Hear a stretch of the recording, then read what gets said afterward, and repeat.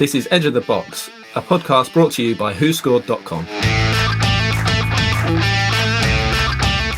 Hello, welcome back to the Edge of the Box podcast, a podcast by WhoScored.com in association with Bet Victor. I'm your host, Dan Bardell, joined as ever by Jonathan Wilson, and this week we've got Josh Wright from WhoScored filling in for Martin Lawrence.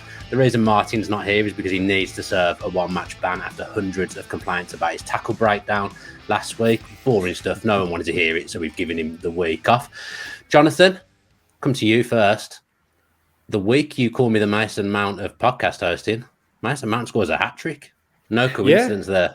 No coincidence at all. I think that was one of those compliments that not only gave you a boost, but it gave Mason Mount a boost. Exactly. He thought, we know he's a big listener. I'm the Dan Bardell of people who just sort of float around in midfield and do things that punters can't see, but coaches love. He even got to retake the penalty. Everything was shining down on Mason Mount on Saturday lunchtime, wasn't it? Yeah, this was the day when he stopped being a bay leaf and became one of those flavours you can actually taste. I was gonna say, my theory, he's like the bay leaf for football, that like he's in every recipe, but like you don't really know what he does until you take him out, and then you realise it's not quite the same if he's not there. He's in every recipe. I'd like it if you could call me like the Ollie Watkins of podcast hosting this week, or the Leon Bailey of podcast hosting this week, because Villa desperately needs something. So if you could do that later on in the show, that would be good. Josh, as I say, filling in for Martin, only right after that last week, because I mean you were for WhoScored, but you must have found that really boring as well. Yeah, it was. It wasn't. Although it did come true, didn't it, with Pogba in his poor tackle in the Liverpool game? So maybe he had his finger on the pulse there as well. He still didn't need that. But nobody got to that bit. Like everybody's brain just shut down in the first 10 minutes of that 8-hour monologue on what is and what isn't a tackle. I've only just woke up from it. I've been listening to it every night before I go to bed. I've played Martin's voice explaining that to me. It's really, really helped. Let's get on to the previews then. We're going to start with Leicester against Arsenal, and of course the first bullet point in the script is Arsenal very good versus Villa, so I'll let you talk about that, Josh. Yeah, they were. I mean, that was probably one of the Villa's worst first half, or half of football that you can probably remember, Dan, in recent times. It wasn't great. I mean, they certainly gave Arsenal a lot of encouragement, and Arsenal just seemed to grow into the half. I think Arsenal had 14 shots to Villa's 0 in the first half. And if John McGinn's role at corners was to not jump and turn away, he nailed that, because Thomas Partey had a field day up against him. I was really impressed with Alexander Lacazette as well. It was surprisingly, it was his first start of the season, but he was really in the thick of things. If he wasn't committing fouls, he was winning fouls. Obviously, he won the penalty as well. But he was just a really disruptive presence. And Arsenal, after a really tough start, seemed to be coming around under Mikel Arteta. I'm going to sound like a bitter and twisted Villa fan here, Jonathan, but I actually just think Villa were crap. I think Arsenal had been played up a little bit. Villa were. I cannot overstate how rubbish Villa were. I think any team would have done what Arsenal did against us, because we were that bad. Well, Arsenal took advantage. You've got to give them credit for that, and they are definitely better than they were 2 months ago. We've said this, or we've seen this before with Arteta, that they have good spells and they have bad spells, and there seems to be not a huge amount of logic and consistency there. But I was at the Villa game against Spurs, and I thought Villa were terrible that day. And there's a lot of people going, "Oh yeah, Nuno sorted out." I don't really think he has. I think he's just played against a bad team. I don't quite work out why that's happened with Villa, because that Spurs game was coming off the back of the win at Old Trafford. So why this has suddenly gone wrong for them with that game, the Arsenal game, and I guess the Wolves game was a bit different in that they played quite well for 80 minutes and chucked it away. But yeah, that's two really, really bad performances in London in the last 3 weeks. So yeah, Arsenal were okay. Give them credit for that. They clearly are getting better. But Villa had a huge part in their own downfall there. Yeah, Leicester have picked up as well, actually, haven't they, Josh? They had a bit of a bad, tough start to the season that they've picked up. Arsenal have picked up, so this should be a good game at the weekend. You've got the player form guide there. I think Tielemans and Smith Rowe, that they're both featuring heavily in that now. Yeah, so I'll just run through the top 10 just so we have an understanding of where they both fit in. So kicking off in 10th place is Rafinha, and then Emil Smith Rowe, Diogo Jota, Joshua King, Ivan Toney, Yuri Tielemans, Bernardo Silva in 4th. And then the top 3 are Trent Alexander-Arnold. Mateo Kovacic has come in. He's gate-crashed the top 10. And perhaps a bit unsurprisingly, Salah has strengthened his hold on first after last weekend. But yeah, Tielemans and Smith Rowe really come into this nicely. Tielemans, Leicester are strange. I find I don't think they're playing. Well, they haven't really been playing amazingly all season. But Tielemans has come up with bits of magic recently. He's had back-to-back WhoScored man of the match performances. He obviously scored that amazing goal against Manchester United and followed that up with another one against Brentford. But you just think the results have picked up. But then if you think about the moments that have changed the games, it's always been a bit of a moment of magic. So it's hard to really read into Leicester at the moment because they're still defensively, they're still not too good. I was thinking about Tielemans last night, Jonathan, and I was thinking if I was to pick a Premier League 11 of what, not based on algorithms and, who you like and things like that. If I was to pick one based on what I think would be the most balanced team and would be the most successful team in the Premier League, there's two midfielders who I think I'd have in front of the back four, and I'll come on to the other one later. But Tielemans would be one of them, I think. I think he's that good. Yeah, I think I agree with you. In that role of being a slightly more creative, deeper line player, I think he needs a tackler, a more physical presence alongside him. Although he's weak. But somebody who can dictate the play from there, who's capable of getting forward and scoring goals. I think he's really good at that, and that's why his partnership with Ndidi has been so important in the past. And I think there are still defensive issues clearly, but his partnership with Soumaré, I think, is promising. I hadn't really seen much of Soumaré before last Saturday. Before the Saturday before last, the Leicester United game. And I noticed that on the list of worst performing new signings, he was in that top 10, which surprised me. But I'm basing it on one game, but he was very good in that game. So yeah, I'm a big fan of Tielemans. I don't think I am overstating him there, Josh. He is a fantastic footballer. Like Jonathan says, he does a little bit of everything. He pops up with worldy goals. He scored a couple of great goals in the last few weeks. You think back to the cup final at the end of last season as well. Are you surprised that he's not been snapped up by another team? Because he's been knocking around at Leicester for a while now. Yeah, for sure. I think when the move came about, I think there was, I believe I'm right in saying that Tottenham were interested, but they didn't, for whatever reason, didn't step forward with it. And then obviously Leicester got it over the line. I think it was on loan to start off, wasn't it? And then they made it permanent. Yeah. But yeah, he, especially in the big games, he always seems to be the man that has the defining moment for Leicester when they sort of win those big games. And there's a couple of Leicester players who I thought, why haven't they moved on? But why hasn't anyone shown any interest? And it's Ndidi as well. But Tielemans for sure, I think, has been more consistent, especially this season. And even with Ndidi out injured at the moment, he still managed to carry to Leicester to a certain extent. But yeah, I would be really surprised if he wasn't high up on the list of some clubs this summer. And you've got a combined 11 there, Josh. I'm presuming Tielemans features in it. We'll come on to that in a second. But yeah, he is definitely in there. Yeah, go on and give me a combined 11. Okay then. So it's a 4. I think you might like this one actually. It's a 4-3-1-2. We've got Aaron Ramsdale in goal. We've got Ricardo Pereira at right back with Castagna at left back, and then the centre backs are Ben White and Gabriel. And then a midfield 3 of Thomas Partey, Wilfred Ndidi, and Yuri Tielemans. And then Emil Smith Rowe, who I would be shocked if wasn't in the next England squad, especially with Jesse Lingard not playing it at all. And then so Smith Rowe is behind Jamie Vardy and Aubameyang. I'm trying to think if there's any notable absentees. Saka, I guess. Saka, is yeah. Jonathan, did you do an 11, Jonathan? I did, but I only picked players who are not injured. And I picked one that's actually coherent and doesn't have 2 centre forwards. So mine was back 3. So Schmeichel in goal. But Ramsdale's obviously been very good this season, but Schmeichel just for consistency over a protracted period. Gabriel, Tierney and Evans as your back 3. Tierney obviously to the left of that and Evans to the right. Castagna and Pereira as the wing backs. Hang on, I've picked 12 players in this team. It's going to be a problem. You're not going to be able to do that. Yeah, no, that's fine. Sorry. Tielemans and Soumaré at the back of midfield, and then Smith Rowe and Saka behind Patson Daka, because Vardy is a doubt for this game. A Saka-Daka pairing. Yeah, that does. It rolls off the tongue very, very nicely. Yeah. So you're not happy with Josh's team, WhoScored's team? No, I just think a 4-3-1-2 is a bit. You sit on Smith Rowe and that. It's quite hard for them to create. Then they haven't got much width. Quite like your Tierney at left centre back. I've got to say, I'm a fan of fullbacks playing on the outside of a back throw. Yeah, well, he's done it before as well. Yeah, and he's decent at it. He's got the physical capacity as well, and that then allows you to have Castagna bombing on down that left side in my team. The only concern with Daka is, and this is based on a tiny amount of evidence because I'm not going to pretend I saw him much or indeed at all before he joined Leicester. He does only seem to score one type of goal.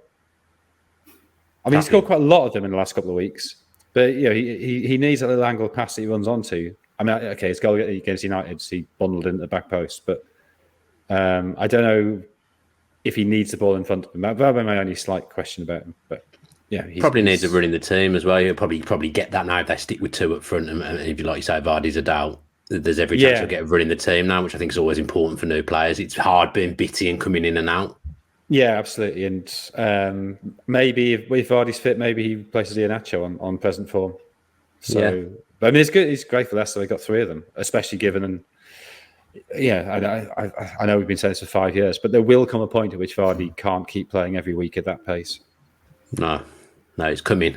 It's coming. It'll probably be another 10, 15 years away, but we definitely know it's coming.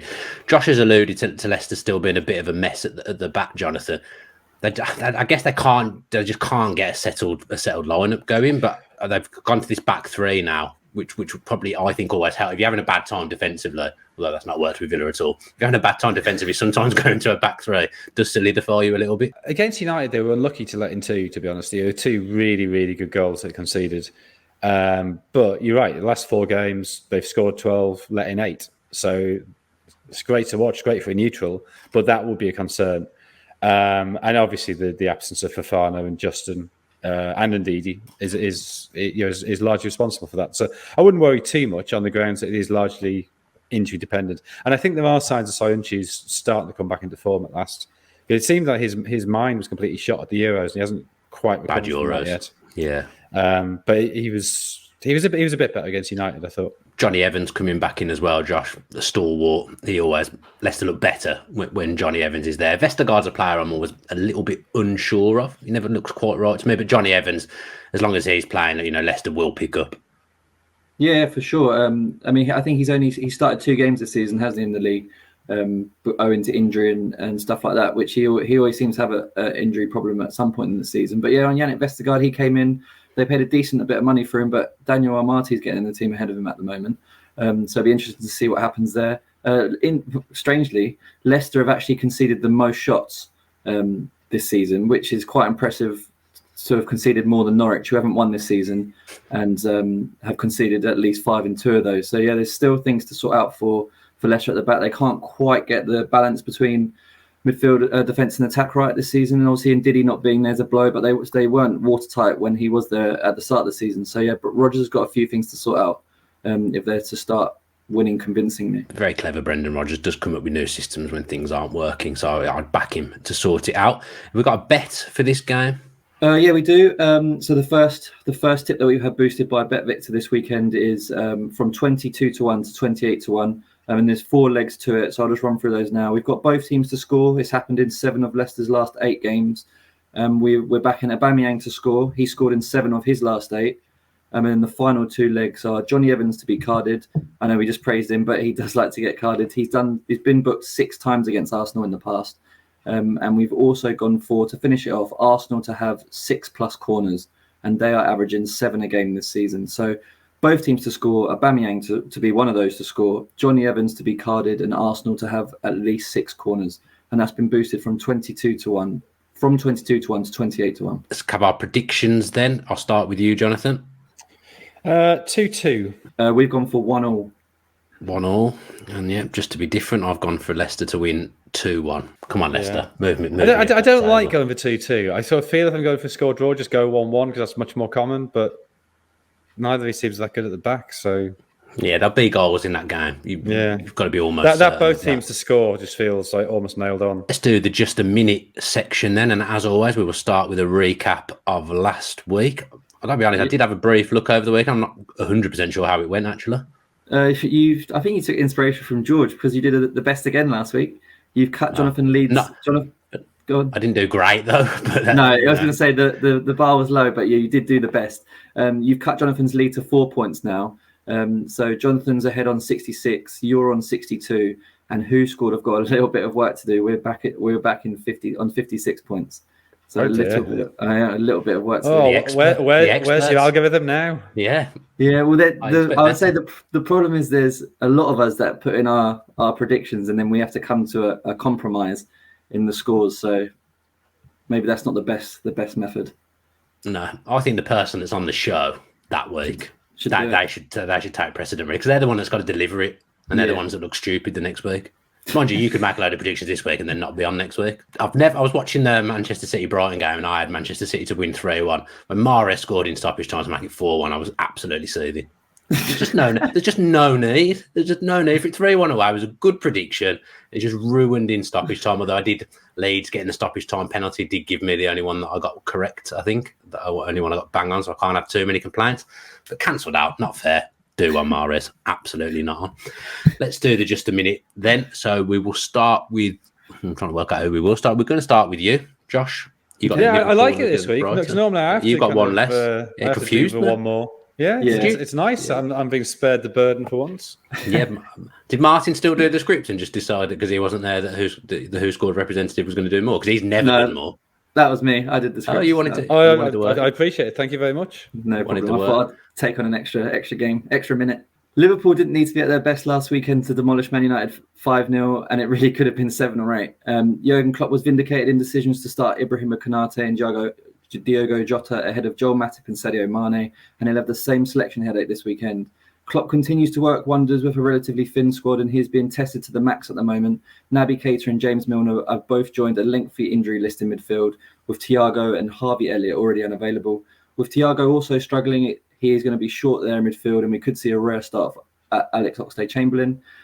After a strong start to the season where Brighton arguably got results their performances didn't necessarily deserve, things have balanced out of late for Graham Potter's side. They are winless across their last 5 and were well beaten by Manchester City last weekend in a 4-1 home defeat. As ever, it's hard to predict what side Graham Potter will put out, but they practically have a full-strength squad now, and will be all the better for Adam Webster's return, particularly as Dan Burn picked up an injury himself in midweek.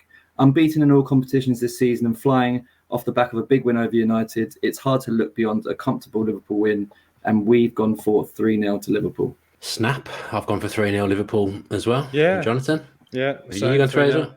Yeah. This was what I was talking about with Brighton on the way down. Told you they were going to finish bottom 3. It's come in. Absence of Bassoum has hammered them, hasn't it?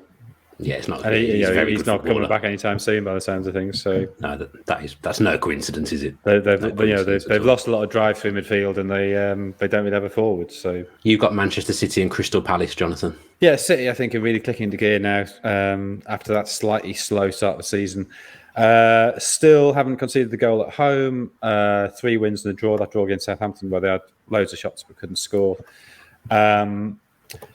Palace, I think, are much more difficult to call. They've drawn the last 4 in the league, but I think they've actually been the better side in all of those games. They probably should have won them all. 2 of them they got done by late equalisers against Brighton, against Arsenal. The Leicester game was very odd that they suddenly were 2-0 down and had to fight their way back into it, having been the better team. So I think they will score. I think City are due to concede one. I think Palace have enough firepower, especially with Benteke looking like he's getting back towards something like his best. But they haven't kept a clean sheet in 6. Last season, City won this game 4-0, won 2-0 at Selhurst Park. Both in pretty much its full strength. Ferran Torres missing, Sterling's a doubt. Eberechi Eze missing for Palace. So I'm going to go City to win 3-1. 3-1. I've gone for 2-0 to Manchester City. Josh, what have WhoScored got? Yep, 2-0 as well. 2-0 Man City. A lot of samesies going on today. Not good. Especially if I'm predicting the same as WhoScored at the foot of the table. That's definitely not good at all. Newcastle-Chelsea for you, Josh. Okay. So Graham Jones, he stuck with Steve Bruce's 5-3-2 formation in his first game in interim charge, though he made a couple of surprising selections in Ryan Fraser and Emil Kraft. Kraft actually set up Newcastle's equaliser against Palace and will hope to keep his place in the team. But Miguel Almiron and Joe Willock are pushing to replace Fraser. With no new manager in sight, Jones will continue in temporary charge for the welcome of Chelsea. After thumping Norwich 7-0 last weekend, the heavily rotated Chelsea side needed penalties to beat Southampton in the League Cup. Lukaku and Werner remain big doubts, and with the Champions League round the corner are unlikely to be risked, so Kai Havertz should continue after scoring in midweek. Thomas Tuchel is hoping to welcome back Azpilicueta and Christensen from injury this weekend, but N'Golo Kante may not be risked as he continues to struggle with niggling injuries. Remarkably, Ben Chilwell is Chelsea's biggest goal threat at the moment after a poor start to this, a disappointing start to the season for him. He's now scored in all 3 of his Premier League games in a row. Chelsea won 2-0 home and away to Newcastle last season, and we are backing them to do that again this weekend. 2-0 to Chelsea. 2-0. That's good. I've gone for 3-0. 3-0 Chelsea. Jonathan? 2-0 Chelsea. 2-0 Chelsea. Again, another same prediction. Yeah. We seem to be doing worse since we started all going for the same things. That's good for you, I guess. Well, yeah, you know me. I'm not somebody who likes to win by... Oh, hang on, no. I'm exactly the kind of man who likes to win by attrition. You just want to win. You just want to win. Yeah. Doesn't matter how you do it. You said about it there, Josh, your doppelganger Ben Chilwell in the goals. I know, it's weird after his confidence seemed a bit shot, didn't it? Didn't even get a minute at the Euros, was out of the team at the start of the season, but now all coming good for him. And with Luke Shaw having a bit of a mare, maybe he'll get the England squad spot back. Something about playing left wing back for Chelsea, because Alonso always feels like he's in the goals as well. Left wing back seems to be a really prolific position for Chelsea. It's Chelsea's defenders in general. I think they've scored at least 10 goals in the league this season, I think, between them. Yeah. Rudiger in my fantasy team hasn't scored in You'll be shocked. You'll be shocked. I know he did score one. He scored at Spurs, didn't he? I thought he was going to score at the weekend. Tell me more about your fantasy. Jonathan doesn't care about this. Yeah, I forget that. Everyone in the world wants to hear about my fantasy team. It's just Jonathan that's not interested at all. I mean, I think people will be more interested in my fantasy team than Burnley, Brentford, Jonathan. But you can do that anyway. I think that's very harsh. I think this is fascinating. Brentford are good. Brentford are good. Well, yes. Although they've lost the last 2 against Chelsea and Leicester, having played pretty well in both games. Arguably should have won both games. And I think Burnley have a bit of the same thing going on, that they haven't won yet still this season. They've drawn 3 of the last 4, which I guess suggests things are starting to improve. And they must be under a bit of pressure now. 3 points behind Leeds, who will start to get players back, and level with Newcastle, who will start to buy players, at least to an extent in January. But if you look at the XG, it suggests that Burnley should have double the number of points they've got at the minute. Although that would still leave them 4th bottom, so it's not great. But Brentford are the really interesting ones there. The XG suggests they should have 17 points, which have them 3rd in the XG table. So both teams probably aren't quite getting the results the performances deserve. Brentford got a lot of injuries or doubts yet, potentially 8 players out. Burnley just missing Dale Stevens. So I'm going to go 1-1. I've gone 1-1 as well. Who scored? We have gone for 1-0 to Brentford. 1-0. So maybe an opportunity to claw back some points there. I called Burnley to win last week, and obviously they didn't at Southampton, but I feel like the goalkeeper, David Raya, being missing long-term for Brentford, I do think that's going to affect them. He's a very good goalkeeper. So I was very tempted to go Burnley 1-0 again, but alas, I didn't, and I went 1-1. Watford, Southampton, Josh. After shipping 5 goals against Liverpool, Watford responded emphatically by scoring 5 goals themselves in a 5-2 win over Everton last weekend. Joshua King grabbed a hat-trick, but as ever, it will remain impossible to predict how Watford will A, set up, and B, perform. It's worth remembering it was only 2-2 with Everton with 10 minutes to go. Emmanuel Dennis has become the first player to reach 5 bookings in the league this season, and he misses out. His absence is a blow as he played a direct hand in 3 of Watford's 5 goals as a substitute in 30 minutes. Southampton, they welcome back James Ward-Prowse from a 3-match ban, and Ralph Hasenhüttl will hope to have Borja back from a minor knock. With El Yunusi a fitness doubt and Theo Walcott expected to drop out, there could well be changes on both flanks for Southampton this weekend. Saints pushed Chelsea to penalties in the League Cup in midweek and are unbeaten across their last 2 in the Premier League. They're actually unbeaten in their last 6 against Watford, so perhaps this is the perfect opponent for them to pick up their first away league win of the season. We're going for a 1-0 Southampton win. I've gone for 2-1 Southampton. 1-1, I think. 1-1. That's a great effort from Dennis to become the first player to pick up 5 bookings as a striker. I know, yes. That can't have happened many times before. That is an unbelievable effort. What's he been doing? I don't know, I've seen loads of him. No, me neither. But I was surprised when I saw he was on 5 bookings. Yeah, that is a great effort. Jonathan, your last game is Norwich against Leeds. For Leeds, this completes the set of other teams in the bottom six they've played this season, which I think is the big worry for them, that they have played a lot of the weaker sides and haven't really got the results. Still only one win all season, and for that against Watford, they needed a slightly controversial disallowed goal, although they were the better team in that game. Norwich, nothing's going right for them at the minute. Only 2 points, lost 7-0 last week, looked totally without desire, without shape, without purpose. They only scored 2 goals so far this season, so it's not just defensively they're having problems. They had kept 2 clean sheets before that Chelsea game, switching to a back 3, but without Gibson now, he's suspended, so they may have to change that. Cantwell's out, Zimmerman's out for them. Leeds have got the usual list of injuries. Koch, Ayling, Bamford are all definitely out. Rafinha and Firpo are doubts, but we do have Joe Gelhardt who came for bench to great effect last week, so I'm going to go for Leeds to win 2-1. And if you look at the XG, Norwich should have 4 points more and Leeds 3 more, but that would have them still 20th and 14th. So not great.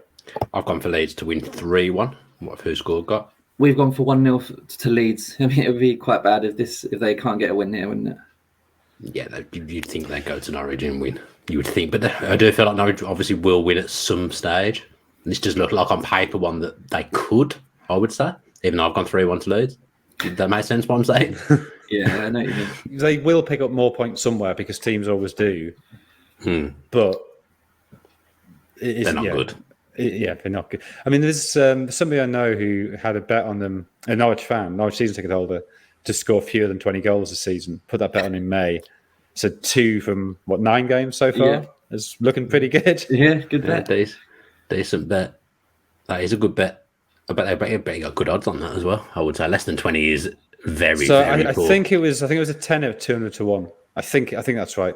Wow. That's a decent bet. It might be 20 quid at 100 to 1, but I think it's a 10 of 200 to 1. He stands a chance. He definitely stands a chance the way they've started. I know a few Norwich fans and they're just not happy at all. I know Daniel Farke's done a great job there, but they're arguably doing worse than they did last time they were in the Premier League. They definitely won by now. Last time they were. Well, they beat City, hadn't they? They beat City. What, 5th game of the season was that? Yeah, they're in big trouble. 3 bigs. They're in trouble. Josh, you finished with Wolves against Everton.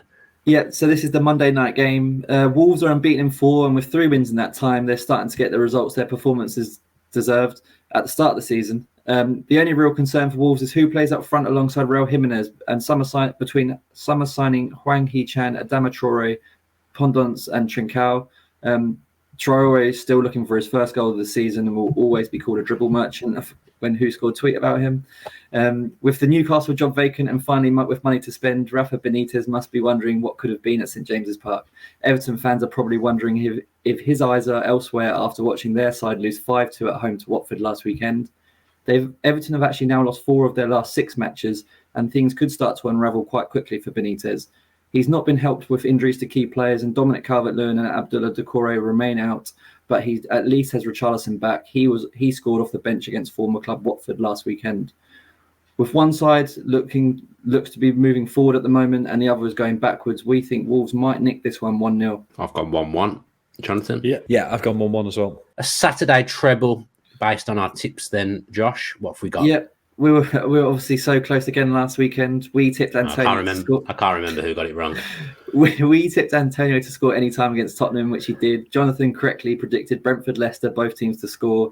And Dan, unfortunately, there was no penalty in the 5-0 Liverpool win over Manchester United.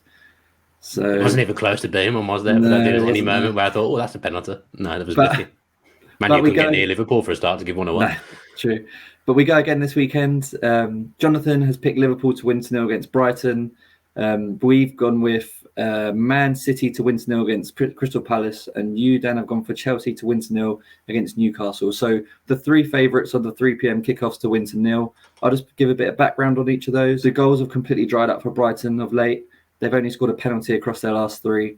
8 of Chelsea's 9 wins across league in Europe have come without conceding a goal. And Man City are yet to concede a home league goal this season. So that's Chelsea to win 2-0, Liverpool to win 2-0, and Man City to win 2-0. Bet Victor, that was already an industry-leading price, but they've kindly boosted that again to 17-2. So it's a market leader. So hopefully that one comes in, and we're not we're not getting 2 out of 3 again this weekend. We need something. We've been on a little bit of a stodgy run. We haven't picked up a full house for a while, mainly because of me. But we just haven't picked up a full house for a while. We come close most weeks. It's just always one leg. I've only got 2 wrong all season. Have you? Incredible. Yeah. That is an astonishing record. Plus the one where Martin changed what I wanted to put and went for something that was wrong. Yeah, I mean, mine was also wrong. Right. But I'm not going to take credit for. Not going to take the blame for that. No. If in doubt, blame Martin. I actually wanted to go for. I picked the Liverpool game, but you'd already done it, Jonathan. But I was going to pick Salah. I wanted Salah and Mane to score for Liverpool. That was going to be what I picked, but I wasn't allowed it. You take precedence, yeah.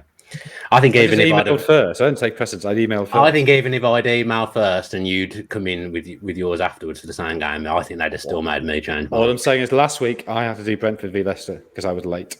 Oh, okay. Maybe not then. Maybe that's my inferiority complex kicking in there. Which is well justified. Yeah. The results speak for themselves. Yeah. Let's talking of inferiority, then it's Tottenham against United to preview next. Josh, let's just talk to you a little bit because you are a Manchester United fan. What's your reaction to what's going on at the moment? It was just a nightmare. Everything you could have thought would be wrong went wrong. I mean, from all the awful goals conceded to Ronaldo having a goal disallowed to a shocking red card challenge, and Solskjaer was lucky. Liverpool eased up like considerably at the end. It could have been 7 or 8. De Gea made an amazing save on Trent Alexander-Arnold. Solskjaer shouldn't still be in the job, but I mean, with that United board, they're just clueless, aren't they? I just can't believe Solskjaer watched that first half against Atalanta in midweek and thought, yeah, that's going to do really well against Liverpool. Scholes literally dared Solskjaer to try it against Liverpool, and he did. It was the 4-2-4 again, and it was just awful. So in all the fallout, it's emerged that Solskjaer basically told the United players to press aggressively against Liverpool without ever really working on it in training, and it was clear in the performance that they didn't really know what to do. United made as many tackles as goals conceded, so they made 5 tackles in that game, and they're playing with 2 defensively inclined players. Jeez, that's bad. It's terrible. And the problem is, it's not Ronaldo is obviously a problem up front, but it's not just him. He presses very rarely does he run for the ball, and then you've got Bruno Fernandes who does press, but sporadically and in stupid situations, which the goalie will get the ball and he'll just sprint after him aimlessly with no one behind him, and it just exposes the rest of the team. And like that combination in such a crucial area of the pitch must be a nightmare to try and organise a press, and obviously it's well beyond Solskjaer's capabilities. And like in that 4-2-4 especially, you've got Rashford and Greenwood on this occasion, who neither of them really track back, and then you've got Fred and McTominay who have to then cover for them, and then it just leaves a huge hole in midfield. Time and time again, if you watch Manchester United play, you'll just see opposition midfielders or attackers just sprinting like free will down the middle of the pitch.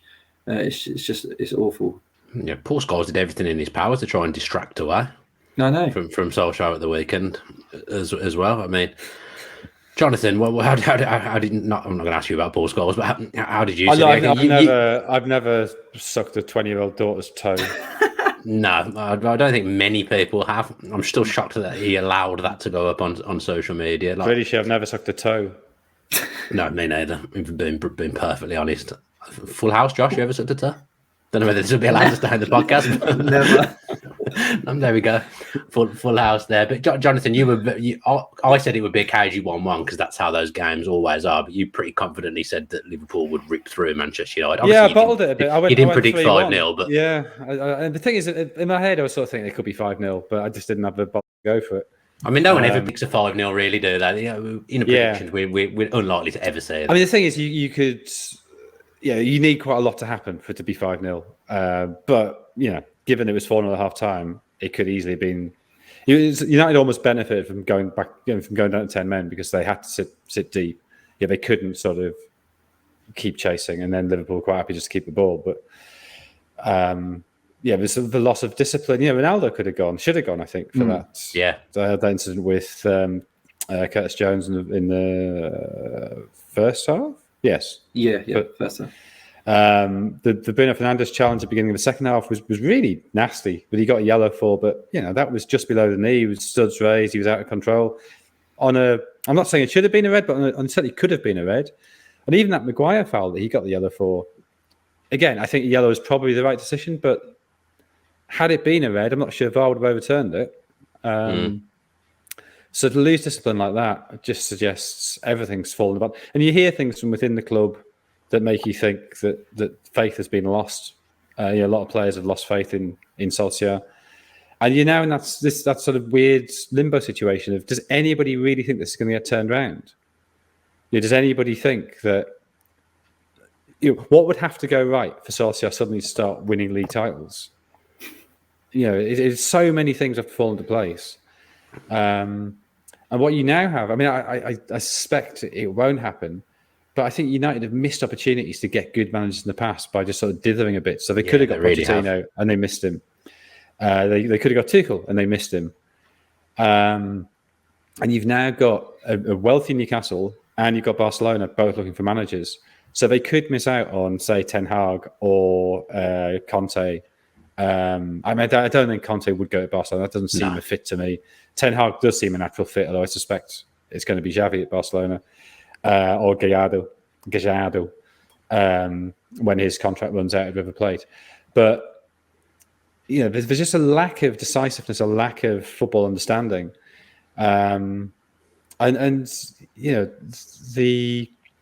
in previous seasons, it's been possible to say of Solskjaer, well, at least against the big teams, he's good at sitting them deep and playing on the break.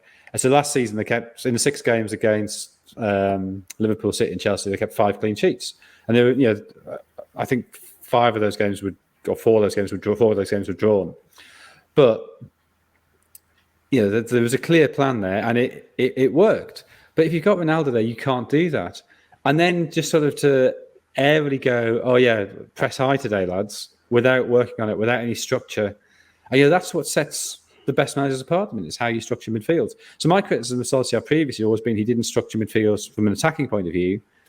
But now, because he can't go to the sort of easy default of sitting them deep, he's not doing it from a defensive point of view either. So, there's just sort of a drift going on until he goes. The midfield situation is beyond a joke now. I can't believe that's not been sorted out. You were just talking about that. Imagine they hadn't signed Ronaldo and they'd instead signed Declan Rice and Kieran Trippier. Even if they hadn't signed Sancho, right? So let's make it affordable. You don't sign Sancho, you don't sign Ronaldo, you sign Rice and Trippier, and suddenly you've got a very logical, coherent 3-4-3 that would work. Yeah. That's relying on Pogba to play in the middle of a 3-4-3, but he would have a bit more license with a back 3 behind him.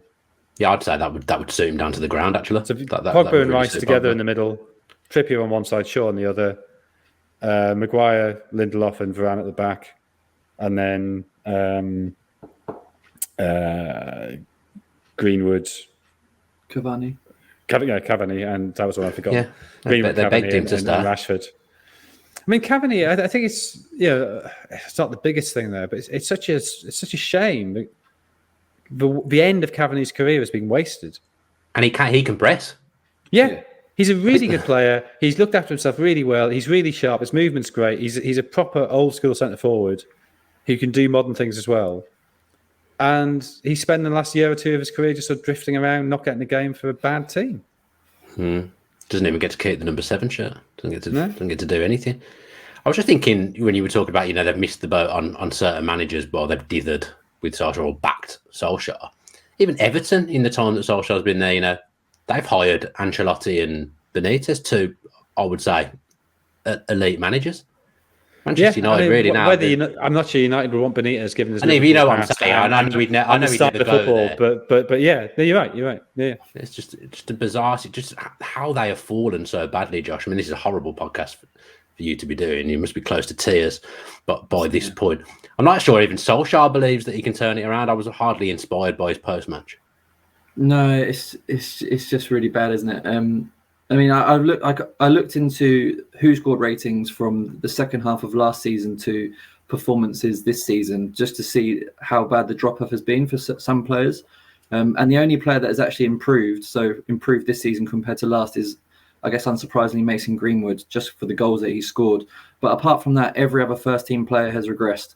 You'll be able to see the numbers on screen for the viewers, so I won't go through them with so much detail. But Jadon Sancho and Ronaldo have regressed the most. Obviously, they weren't at Man United last season so they were playing well elsewhere. But then behind them is Harry Maguire and Luke Shaw, and I think it's those two in particular who have been a real cause for concern. Shaw, by his own admission, has not been playing well. I think he was ill and injured at some points. But Maguire's performance, again, after Leicester was so bad. If we just take the Liverpool game, for example, for Liverpool's first goal, he left Shaw in his own. He then collided with Shaw for the Liverpool second, lost Salah for the third, and was spun by Firmino for trying to get too tight to him for the fourth. His defending for the third goal, I just couldn't believe it. It was when the ball spilled out wide to Naby Keita.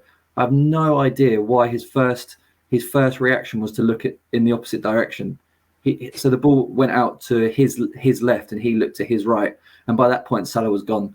There are just so many players that are clearly not playing well, and Solskjaer just continues to pick them. I found that was an issue reportedly brought up in the dressing room by players. I think Eric Bailly took exception to Harry Maguire being picked for the Leicester game when he clearly wasn't fit. And I'd be amazed if he stuck with most of those players again this weekend.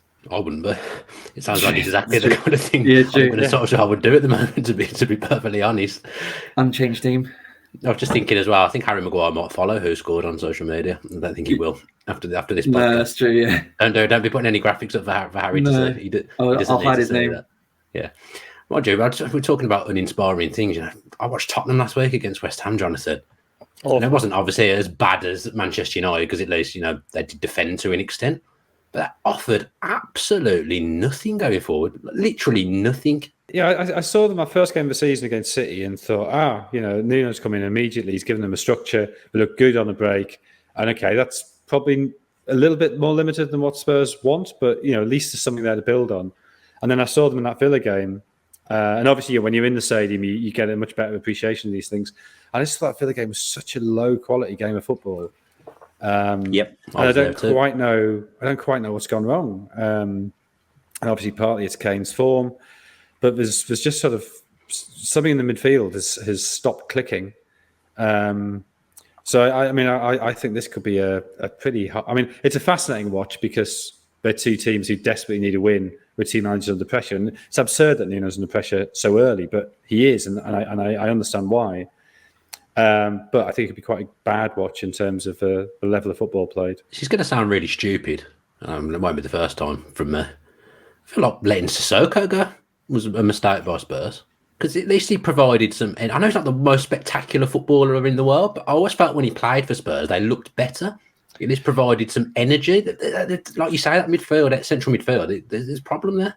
Yeah, I think the issue with him, and I saw it when he was when he was at Newcastle as well, that when he doesn't play well, there is no energy there, and I think he'd stopped playing well, and I think there's a sense that maybe age had caught up with him.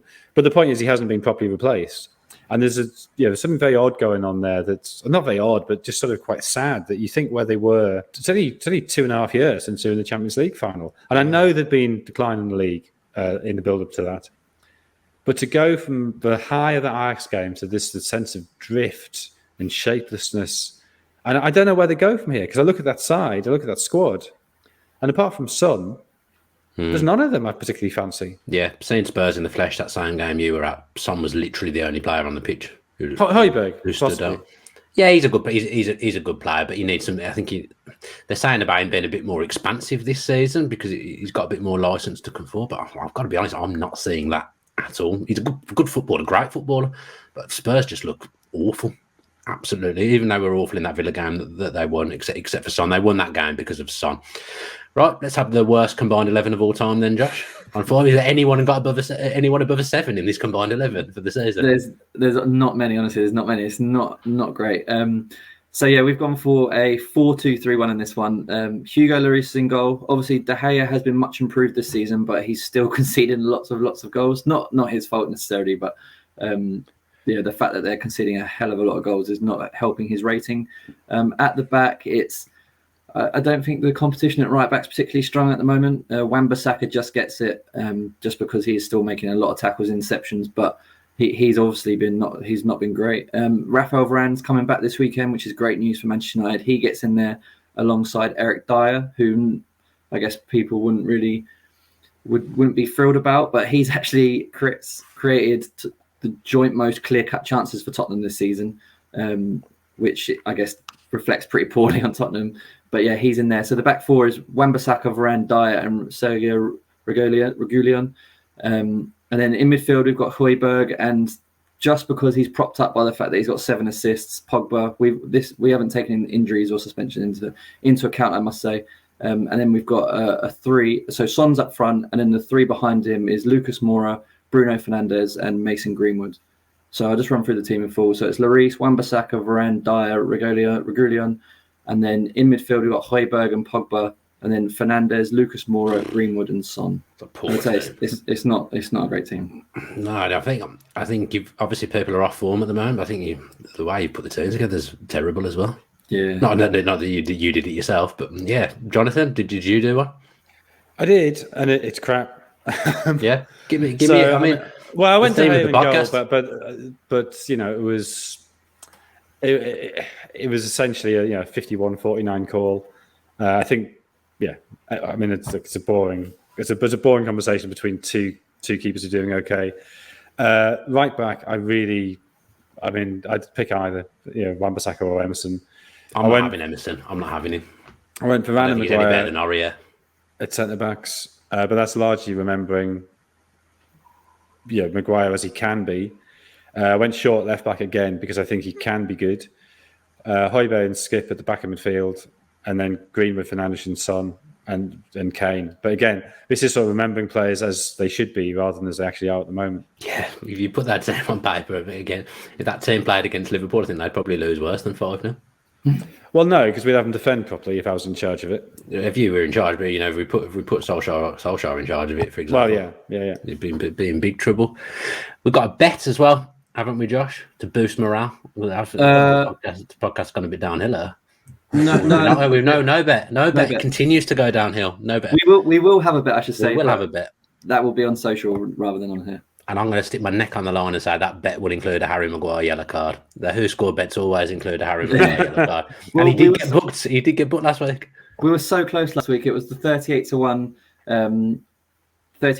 bet in the Liverpool game. We had 3 of the 4 legs, and the only leg that let us down was Fabinho because he picked up he was out injured with an unreported injury. So that bet was void, but we were close. 3 out of 4. I think he could have played, and he wouldn't have got booked because he wouldn't have needed to. To be fair, but it was a good effort. There was no Liverpool bookings in that game, so good effort. Nearly forgot. Let's do the score predictions then. We have gone for 2-1 to Tottenham. We think it's going to get even worse for Ollie. 2-1 to Tottenham. Jonathan? I've gone 1. It feels like I've gone 1-1, and I have gone 1-1 in half the games this week. But that's going after the 3-pointers because I think some games each week should finish 1-1. So I'm saying 1-1 for this one. You could just go 1-1 for everything, week in, week out, and you might end up doing that. I think if you did that, you'd probably only end up you get maybe 7 points a week, 5 points a week. Yeah, true. Oh yeah, which admittedly is better than what I'm doing at the minute, but that's better than well, none of us doing great in current form. I've gone for Man U to win 1-0, but what that's based on. What's that's based on, I do not know. Spurs aren't very good. Let's face it, it could be a really boring game of football. This. Well, they are generally, aren't they, between Ollie and Nuno? From the Man United Wolves days, they were pretty boring games. Yeah, not inspiring at all. Let's catch up now with Sam Boswell, who's going to talk to us about what will happen if Manchester United do dispose of Ole Gunnar Solskjaer. Sam, welcome back to the show. Fond memories of me chatting to you last week, telling you that the Manchester United-Liverpool game would be a cagey 1-1 draw. It was not, and they got pumped 5-0. Ole Gunnar Solskjaer now finds himself under a little bit of pressure, although he's probably been under pressure for his whole tenure. So we're going to look at the next Manchester United manager odds today, Sam. How is it shaping up that market? Yeah, I think, don't worry, Dan, you were pretty much one of the... We didn't have many customers backing 5-0 Liverpool, put it that way. A couple of optimistic accounts based on Merseyside, maybe threw a few quid at it, but not many. But let's talk about that next to go market where Ollie now sits as 2-5 favourite to leave Old Trafford before any other manager in the Premier League. Daniel Farke's having a tough time, isn't he, back in the Premier League? He's a 3-1 shot next in. Then it's huge prices, everyone else. Dean Smith of your beloved Villa, 14-1 next to go. Obviously, recent form for them have been pretty poor. Nuno, we were talking, weren't we, about the Spurs United game potentially being El Sacco. He's a 16-1 shot to go now, which I think's one of the bigger prices I'd be quite interested to play. And then your 20s bar, really. I mean, we've got Claudio Ranieri in there at 20-1 just because Watford change managers more often than I tend to change my socks. Bielsa, he's not had a good season so far. He's a 25-1 shot. And then you're basically into territory of safe managers.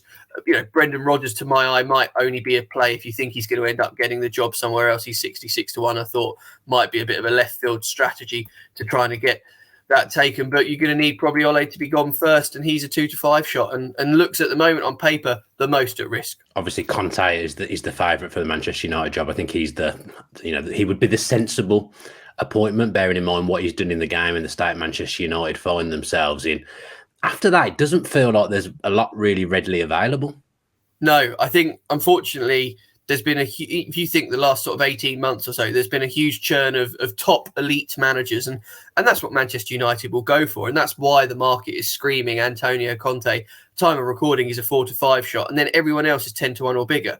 Zidane, I suppose, would on paper have that top club pedigree, but he never played in the Premier League, and he's never managed in the Premier League. I think there'd be an element of risk attached to bringing in someone like that doesn't, especially with the state of Manchester United at the moment. They're going to find that they've lost the fear factor. So when they go, and play smaller teams away, I think they've lost that element of fear factor. And for Zidane, I think it'd be a huge job. We've got obviously Erik ten Hag is a very popular name for loads of different jobs at the moment. There were a couple of links to Newcastle. He's a 12-1 shot. Pochettino's the one, I think, if things at PSG continue to not work out. He's another man that's got Premier League experience. He was well touted to United at previous points in his career. He's 16-1. But then you start getting names that I just couldn't see, to be perfectly honest. Roberto Martinez, 25-1. Can't see it myself. Laurent Blanc obviously did play for United for a period of time. 20-5-1 shot. Maybe they will want that connection. We were joking about it in the office of all the sort of most illustrious British and Irish Manchester United former players. Who would we like to see there? I'd love to see Roy Keane go there. Won't happen, I don't think. He's 66-1. You've got Nicky Butt shorter at 40-1. Can't see that at all for my money. Wenger, could you imagine it? What a turnaround that would be if you want an elite manager.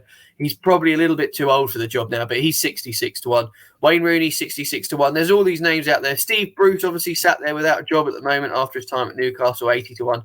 And Big Sam, if you need a rescue mission, surely Big Sam could be on the list. I don't think so. He's 100-1, but it's a very difficult thing to see. I mean, we can mention the elite managers, but there's just not many of them. I don't know if you've got any left field suggestions that you want to throw at me. Sir Alex on the list. We haven't, because he's retired. Out of retirement. People can always be tempted out of retirement. I mean, I think if it was sort of... He's more likely than some of the names that we've mentioned. No, and what I would suggest is if this was happening in the spring, United had, say, 10 league games to go, we're out of all the cup competitions, I could foresee him coming back in that sort of role and just almost as a sort of shot in the arm for the supporters. I think United have just got too much still to play for this season. You've got to think Ollie has to try and win something. The club need to try and win something. They have the option of a couple of cup competitions. It's going to be fascinating to see how United get on. Like I say, obviously with all these kind of markets, they fluctuate a lot. Do bet responsibly, but they're good fun for a small bet. You can always end up with a very surprise appointment, and be interesting to see if we're talking about Ole Gunnar Solskjaer still in charge at Old Trafford next week. Thanks ever so much to Sam. And just when I thought this podcast couldn't get any poorer, I'm now going to talk about Aston Villa against West Ham. Villa abhorrent last week, Jonathan. A clinic in how not to play three at the back. Yeah, it was weird though, isn't it? Because when they started playing three at the back, they had that good performance against Chelsea when, okay, they lost 3-0, but they played well. They beat Everton, they beat United.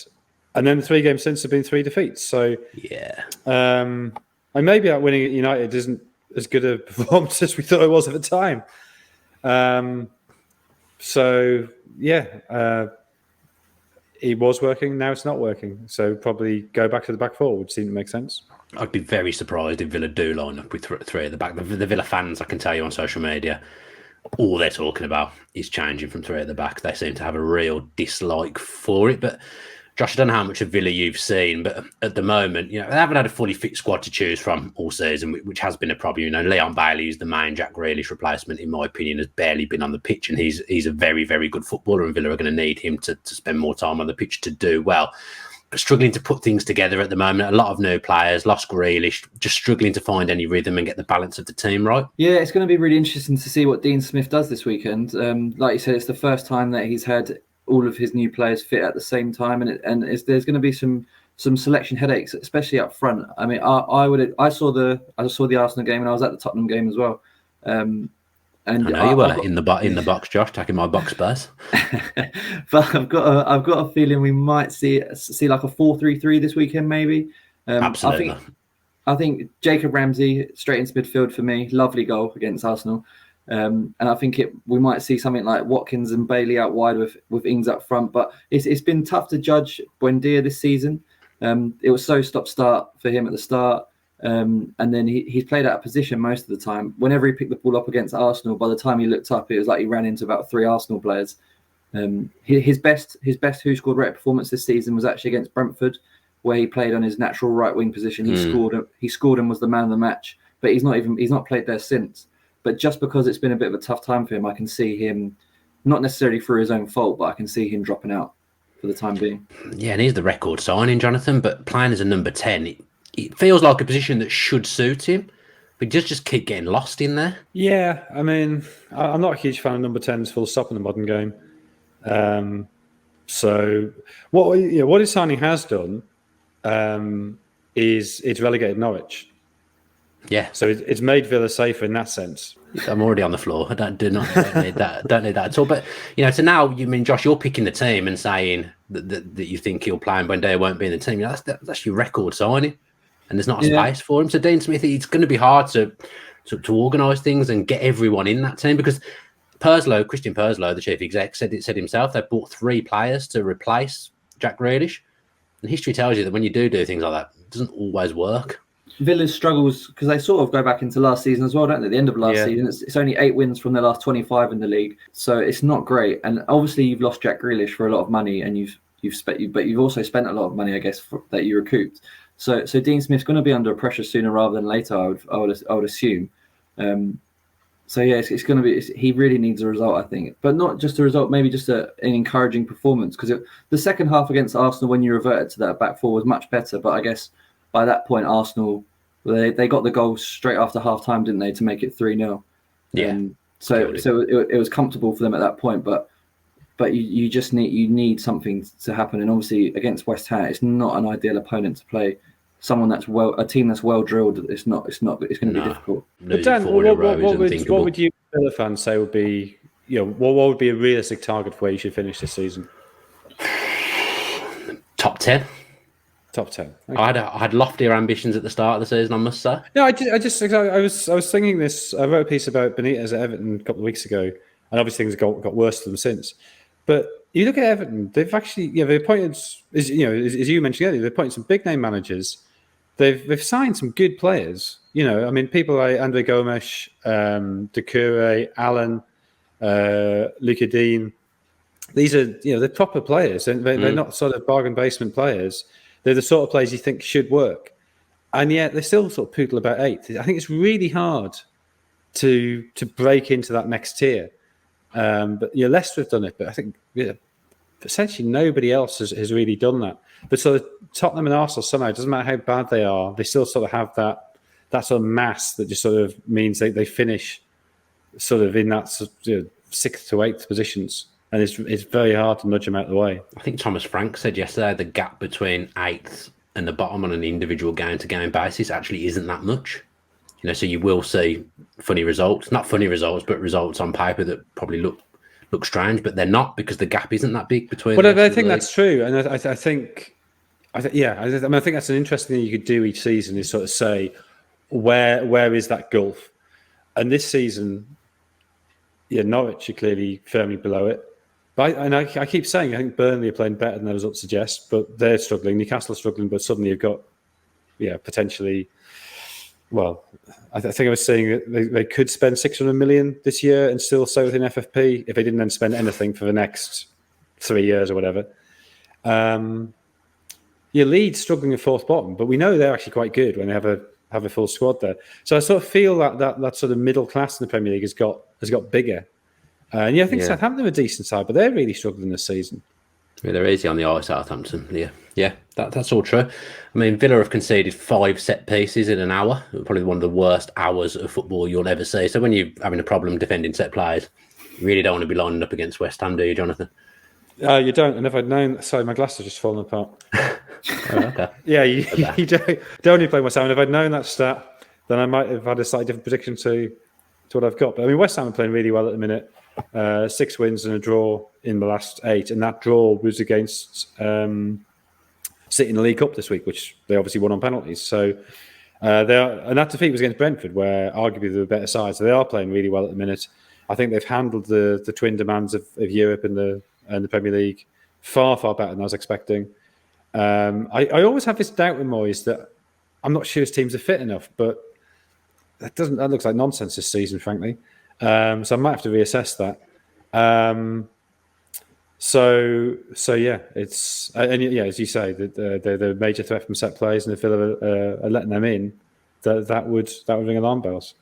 Yeah. And going back to my point right at the start of the podcast, Josh, I said if I was to pick a Premier League 11, a balanced 11, and I had about Tielemans as one of my central midfield, Rice would be the other one. Yeah, sensational player on great form. If I was in charge of Manchester United, I would have been looking at both of those players over the last summer and this there's summer. There's the new Manchester United midfielder right there, Premier League redder. He's been great, and just to build on what Jonathan said about how they've handled the demands of the league in Europe, I was also surprised. I think what Moyes has done, I think it was bold, but he basically went very strong with his team selections for the start of the group stage, and it paid off. So they've won 3 from 3. When the fixture list wasn't quite as relentless, where he could perhaps feel that he could get away with playing them Thursday, Sunday, but now he's won 3 from 3. They're basically through, so he has room to rotate when the fixtures are going to get relentless coming up into December, so he can keep them fresh for the league. But whenever he picked Mikel Antonio, I was a bit concerned that he would get an injury, and I think there were a couple of instances in the Europa League where he seemed to come up with a few bumps and bruises. But yeah, they've done so well. The concern as well was not really replacing Jesse Lingard. I know they spent a lot of money on Vlasic, but Lingard finished this last season so well.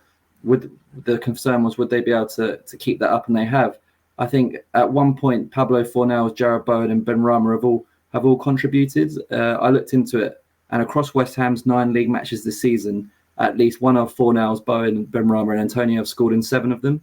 So they're all contributing at different times. Obviously, Antonio's had a great season, and they're so well drilled.